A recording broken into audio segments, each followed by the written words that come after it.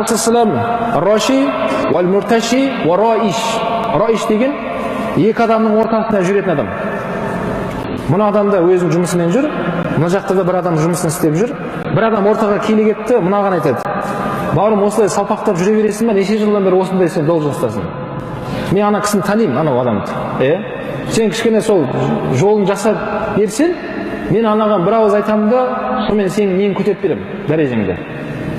Мынау Роиш деп жатқан адам ортаға дәнекер. Сөйтіп мына кісінің ойын бұзды, ақшасын алып та мынаған алып береді. Сөйтіп бұл кісі оның несін көтереді, дәрежесін көтеріп береді. Осы ортада тұрған адамды Алланың лағнеті болсын деп пайғамбар. Осыны істемеңдер деді.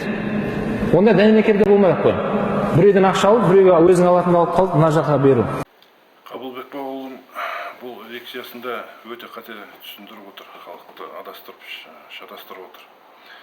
Өйткені Қабылбек бәрі сұрақтың әрі-бері айналдырып әкеп, тек қана посредниктер етіп отыр. Бұл хадисте посредниктер ең соңында айтылады. Бұл хадисте айтылады: егер кімде-кім взятка пара беретін болса дейді, және пара берген адамды, және параны алған адамды, және оларға көмектескен адамдарды Аллах лағнет етті деп айтылады. Сондықтан ойлап қалып жүрмеңіздер, тек қана посредниктер ғана күнәкәрі болады деп.